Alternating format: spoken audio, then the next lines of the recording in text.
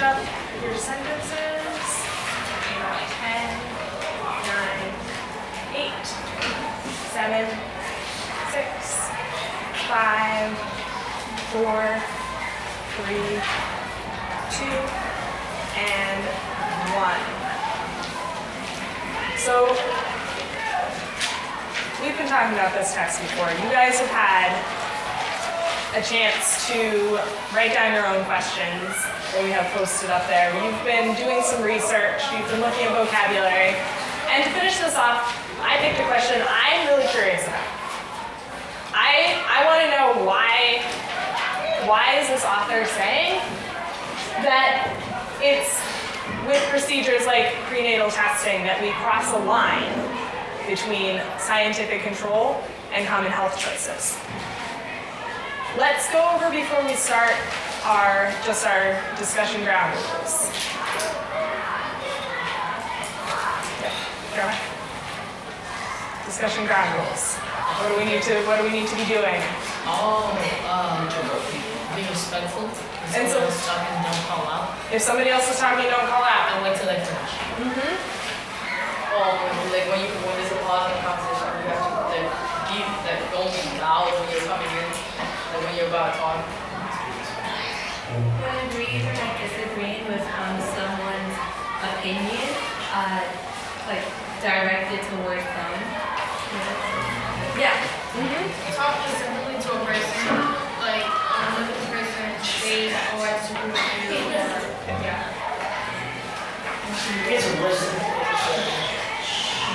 So, you guys know how to do this. We've done it before. Yes? Listen to each other. That's a big one. And that, listening not just so that you don't, anyone knows somewhere. Not just, yes. Moving on. Not just for the sake of not repeating, but the reason we're having this discussion, we're not having this discussion so I can hear what you have to say. We're having this discussion because it's a really good opportunity for you guys to learn from each other. So you're going to get way more out of it if you're really listening to your peers and you're not just focusing on saying what you want to say, but you're really trying to think about how does your answer change? How does a discussion help your thinking grow, not just try to convince other people. So I would like for Leo to start us off. Okay, he says this because He says what? it's a she. So she says this because before the prenatal testing, genetic testing, we relied on common sense like don't drink alcohol or take folic acid, and so now we rely on our prenatal testing to tell us what to do and what not to do to make sure we have a healthy food. I answered in a similar. I had a similar answer that I said that in the same paragraph where this quote was, it says that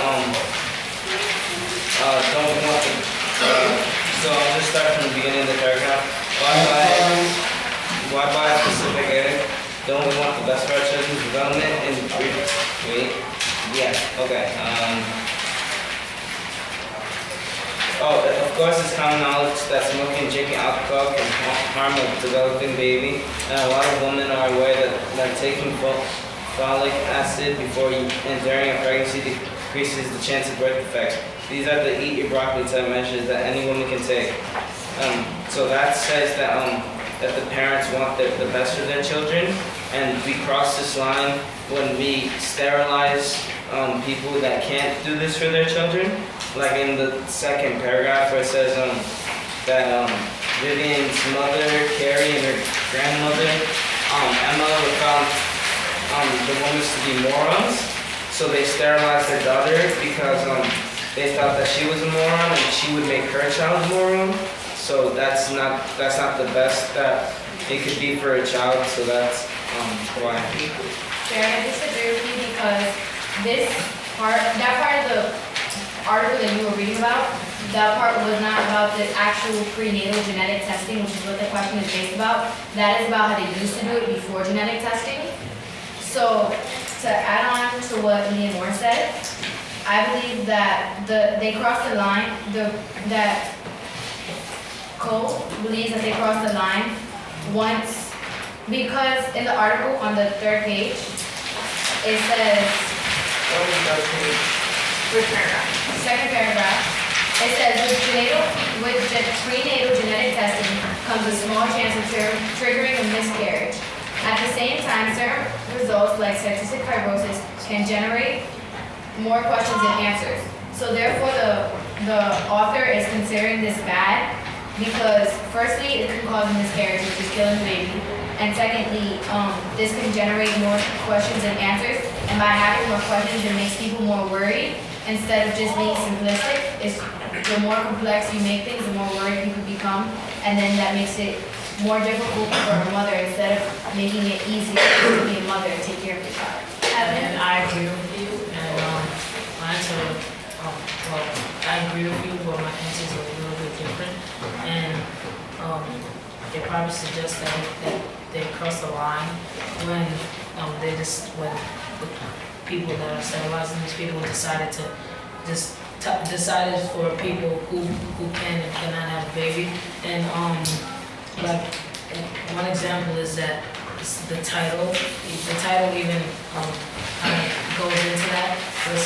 The title is Praying God. So when we think of God, we think of as leader or controller, not really controller, but leader of us and The creator. Creator and leader. So the title even gives it away that they're crossing the line, acting as if they were God. So that's really interesting. Is there anywhere else in the article that might support that has to do with prenatal genetic testing having to do with others making that decision? Okay. So referencing, Jeremiah, I agree with you, and referencing back to the title and on the second page, the second paragraph, the whole paragraph talks about how the infertile San Diego couple, they placed an ad in the newspapers of Ivy League school, and on the sentence above that, it says, in fact, we expect to pay a lot of money to engineer the perfect baby. So basically, referring back to the title, we're playing God and trying to make the baby exactly how we want it, instead of just having the baby and whatever happens, happens. Sammy, I agree with you. And for the focus question, I said that I think that Kuwait suggests that it is with prenatal procedures like prenatal genetic testing that we begin to cross the line from common sense health choices to scientific control, because in a way we are trying to produce the perfect child and the perfect kid, and not realizing that science cannot solve everything.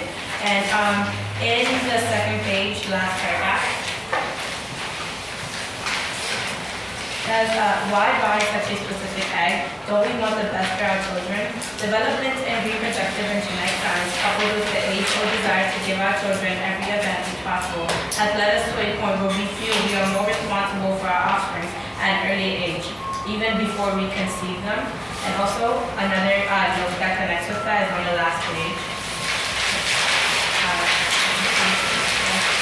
It's the fourth paragraph, it says, the truth about modern science. And the last sentence states, instead, the stories of Nancy Seeger and the woman on ParentsWho.com serve as a cautionary tale of what we can lose in relying on science alone to make crucial decisions. And I sort of felt that Cole was suggesting that it was procedures like prenatal genetic testing that we are crossing the line between common sense choices to scientific control, because in eugenics, eugenicists are trying to create the perfect society where everyone is healthy and no one has any disabilities of any kind, and people are relying on science and procedures like prenatal genetic testing to try to solve these problems. It's like everything, you can't rely on everything on science because science isn't always accurate. talk to my grouping, and on the second page and the third paragraph, there was a text that supports the thing. So, and on the first sentence says, I guess the question I asked about this is why such a specific egg. And then on it talks about Vivian Buck's case. And on the last sentence it says, they're not just looking to have a baby, they're looking to have a special baby with special features they picked out. So this piece of text shows how they pick and choose certain people depending on like their level of intelligence, because they're hoping to produce a smart baby, because you never really know if the prenatal genetic testing will work or the outcome of it. And so how does that answer the focus question? Well, I think Cole suggests that they're crossing a certain line because crossing the line between common sense health choices to scientific control, because they're treating the people or pregnant women more as like lab rats to try and find this special baby or perfect baby than as humans. I heard you say that making a connection between trying to create a perfect child with genetic testing and eugenicists that were trying to create a perfect society. And that reminded me, looking at the end of the first paragraph on the second page, it says, and many of us, believing that technologies like prenatal genetic screening yield results that are reliable enough for us to use as a basis for life-altering decisions, are using this information to create the best children possible. And I'm curious, does Cole think that this is different from eugenics, or is she thinking it's similar? If so, how is it similar? How is it different?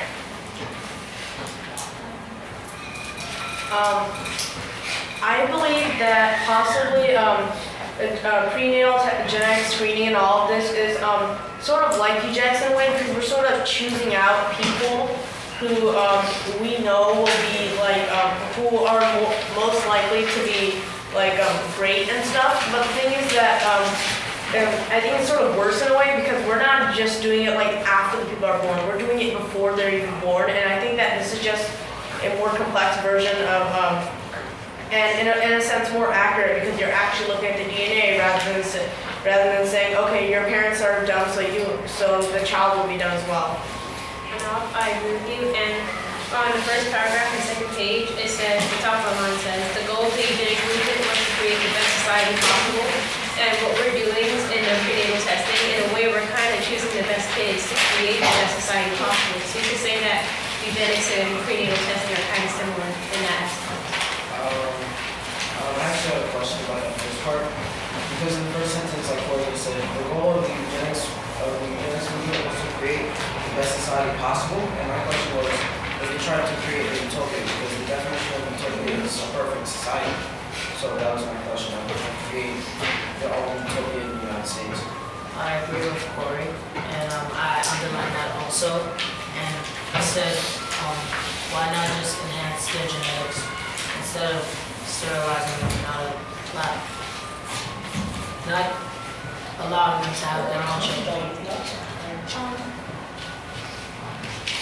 I agree with what Anat was saying, because he said that in a way, prenatal genetic screening, or what they're doing now, is sort of worse than the eugenics movement, because on the third page, fourth paragraph, it starts with will make feel like a coercive atmosphere to some pregnant women certainly doesn't compare the cohesive agenda of the eugenics movement, but it has similarly insidious consequences.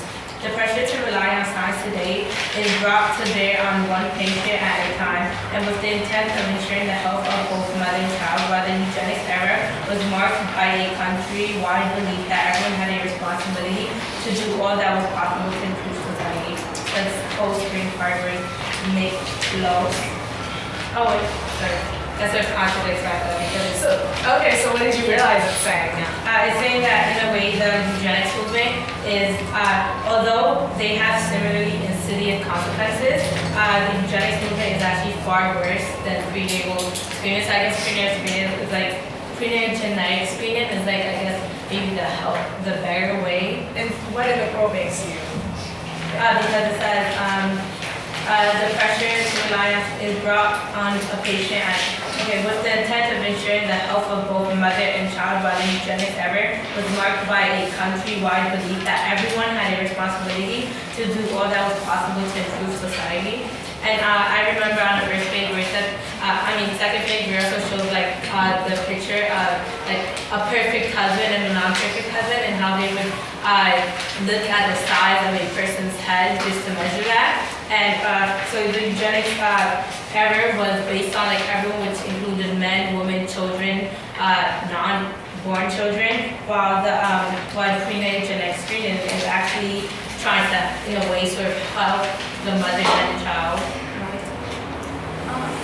I want to say that I don't think that the prenatal genetic testing is really all that good, even though you're saying that it's helping the mother and the child, because on the third page and in the second paragraph it says, with prenatal genetic testing comes a small chance of triggering a miscarriage. At the same time, certain results like tests for cystic fibrosis can generate more questions than answers. And because you're doing all this genetic testing, it's making people worry more, and it's kind of crowding our mind with questions rather than answers. And I think it's making it worse for people to see what's right versus what's wrong. I agree with Isabel. As we go on the last page, and the third paragraph, it says, and this begs the question, having liability technologies and what are the risks involved? And this is talking about Nancy Seeger. The basically paragraph was talking about how since the parents got ovarian cancer, breast ovarian cancer, it's like she got sterilized because genetic testing said that she might have one as well. She might have the gene for cancer as well, and so she got sterilized in it. But the judge just sent her blood to another corporation, and they realized she didn't have the mutation, and so because genetic testing, she can't have no children. Well, like she can't give birth to no children because they made a mistake. Actually, that about what I wanted to comment on what Batu said, because you said that it's like the eugenics movement and prenatal genetic testing is sort of different. I think that prenatal genetic testing could sort of lead into another eugenics movement, because it says on the second page and the second paragraph, the last sentence, it says potential donors have to be at least 5 to 10 possess a combined SAT score of 1,400 or higher and show some athletic prowess. So I think even though, and like it keeps on talking about those sort of things, but with the eugenics movement, they would sterilize the people that they didn't think would be a good candidate for babies. And I think even though they're not sterilizing people here, they're only choosing certain people that they want. And I think that could sort of lead into the eugenics movement, because what they would do is they would choose certain people that they want as well and sterilize them. I slightly agree with you, because I do agree that they're using a form of deception, but I don't think that they're picking a certain type of people like in the eugenics movement, because in the eugenics movement what they were doing was like, oh, you're too ugly, you're not allowed to have babies. That's so fun. But with the prenatal genetic testing, what they're doing is striking fear into people's minds, stating that, like for instance, on the third page, third paragraph, it says, what if?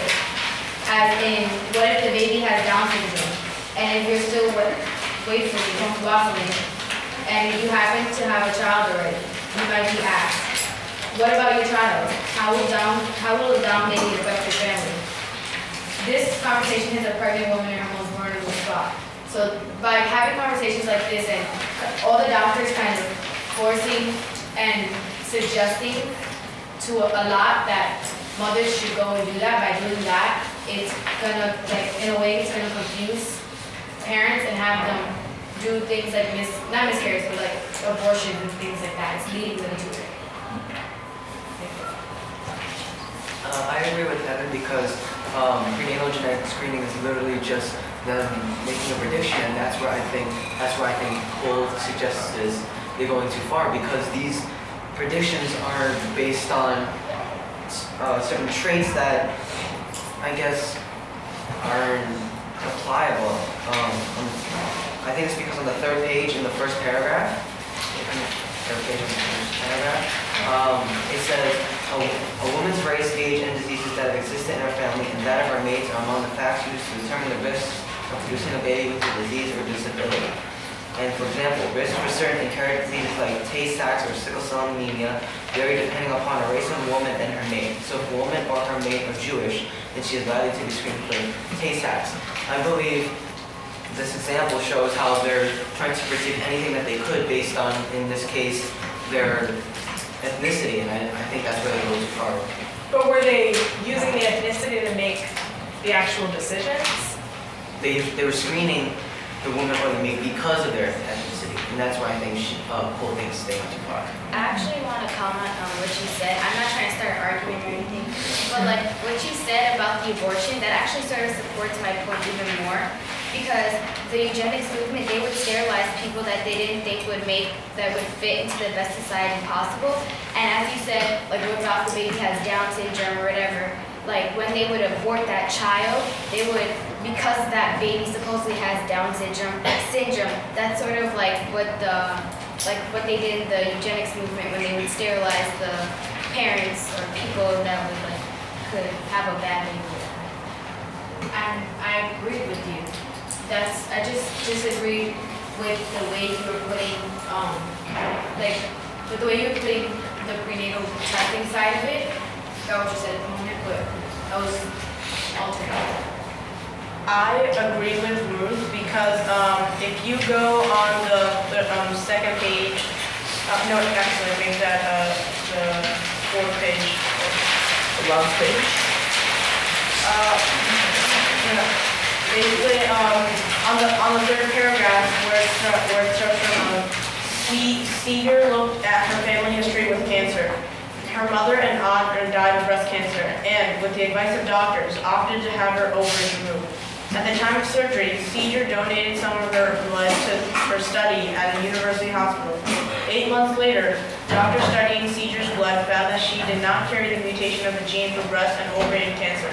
The company that administered genetic tests made a mistake. The same way how she sort of decided to she decided to remove her ovaries because apparently because her parents had died of breast cancer, and they were and she was sort of scared about what would happen to her. Similarly, if you go to the first page, the same thing sort of happened with Vivian in the second paragraph about how already the laboratory had IQ test scores for Vivian's mother Carrie and her grandmother Emma, which found the women to be morons. Adding the data about Vivian's looks to the mix was enough to establish that 3 generations of the Bug family were of low intellect. These facts became the basis of a landmark 1927, actually skip that sentence. Carrie Buck was forcibly sterilized, and by the mid-1930s, about 20,000 people in the United States met the same fate under similar laws. So I think those two sort of connect, because in a way, Nancy Seeger, she had her ovaries removed because looking at her family history, it said that her parents and her grandparents had breast cancer, so she was likely to have breast cancer, so she removed her ovaries while the same way how Vivian's parents and grandparents were pretty stupid, and so they thought that Vivian was stupid as well, and so they just decided to sterilize her. I agree with you enough because I think that it's pretty weird how both Seeger and how Vivian both. Well, Vivian didn't really have a say in this, but they both had something done to them, which was be sterilized because of a suggestion that somebody else made. For Vivian, the doctors, because they thought that the mother and grandmother were stupid, that she was going to be stupid, they just sterilized her right on. But and it says in the Carrie was sterilized at Vivian. she got forcibly sterilized. How's Carrie? Law makes sure it's being recorded. It does matter for being recorded.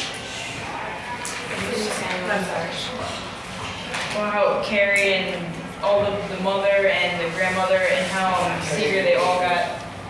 Yeah, Carrie was sterilized. Yeah, But Carrie. just said that. I just said the whole generation they were supposed to be stupid over a suggestion, and on the second paragraph, the second sentence, it says adding the data about Vivian looks to the mix enough to establish that the 3 generations of my family were of low intellect. And the fact that data has quotation marks means that it's not really solid data, it's just something that they thought up, like, oh, this is data. It was really a suggestion. And for Seeger, it says that on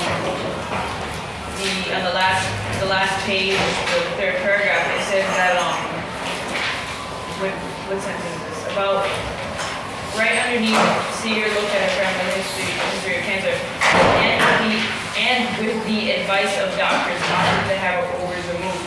She, because of the suggestions and the advice of the doctors, she decided to have her ovaries removed. So it was really a suggestion to her that, oh, you might get cancer, so you should take out your ovaries now. But what really should have happened is that that the doctors in Carrie's story and Seeger, they both should have waited a little bit and see what actually would happen, because you don't really know what could happen for sure. Something different could happen, as in Seeger and Carrie's case, that Carrie was actually smarter and she didn't grow up to be a moron. And Seeger, she got a test back that said that she didn't have the gene for breast and ovarian cancer. I agree with you, Sammy, on the fact that both genetic testing or eugenics, they're not always reliable, which could also support why she decided that genetic testing is crossing the line from common sense. But I would also like to add on from page 1. I think 3rd paragraph, last sentence, it states, the movement, which began in 1904, was a government-sponsored social engineering project which sought to improve the human species by encouraging the fit people to marry and procreate while sterilizing and prohibiting unions between the unfit. So although this is mostly on eugenics, I think this is similar to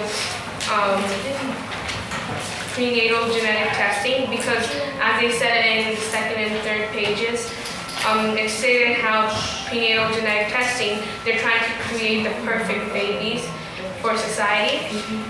But in a way that's actually contradicting, if you go into political wise, it's contradicting our Constitution. The fact that they're actually controlling,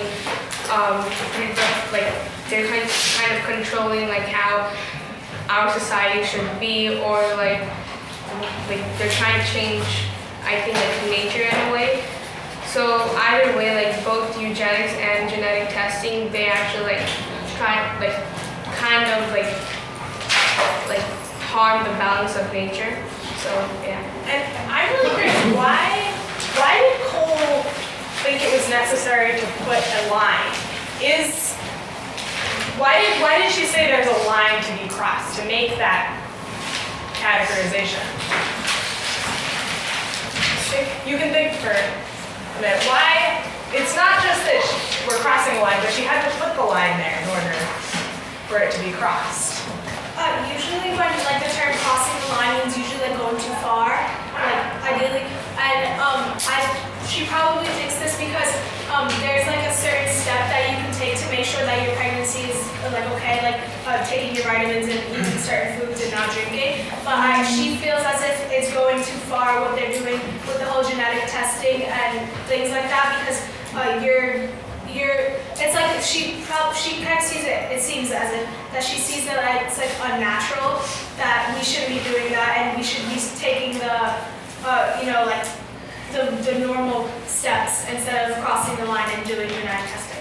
And was that line always in the same place? That's my other question. Well, to answer that question, like I don't think like the line is always in the same place because, for instance, like scientists or like doctors who are conducting such genetic tests, I think they don't even have a line anyway. Like, and I think it really depends on one's perspective because, like, for me personally, I think like there should be a line closer to common sense because like this is crossing the limit.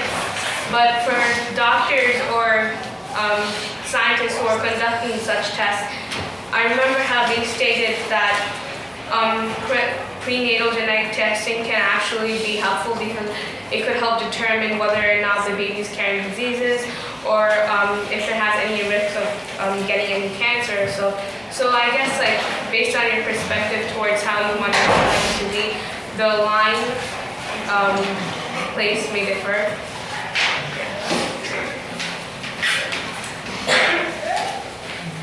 I think the placement of, I agree with you in that, and I think that the placement of the line has been the same because we have had different advancements in science until this point, and going further, the line is still going to start moving once we become more accepting of different advancements in science. Like first, like with the eugenics movement, and some people probably thought that that was a line concept that kind of when that was occurring, and now that we have the prenatal genetic testing, that's the new one.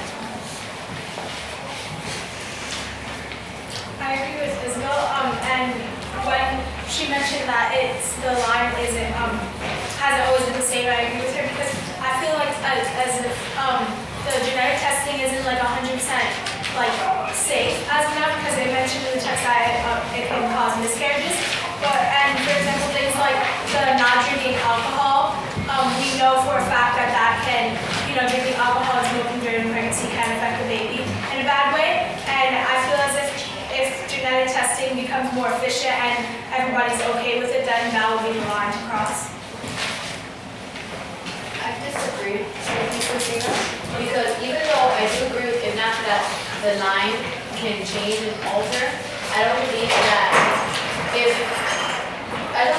that genetic testing will ever become fully okay, because one, there are drastic effects, for instance like a miscarriage, and as well, it causes a lot of confusion, because that's one thing about science in general.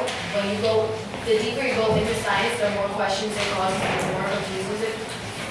the more confusion it causes. Therefore, I believe that there will always be some people that are skeptical about it because there's always going to be more than one opinion about everything. Therefore, I don't believe that the line will ever be set or like that'll ever be a new line, because I believe that there will always be somebody that changes the line and no one's going to brings it out. I want to hear one more, and I want to hear how can you close us out, since I haven't heard from you.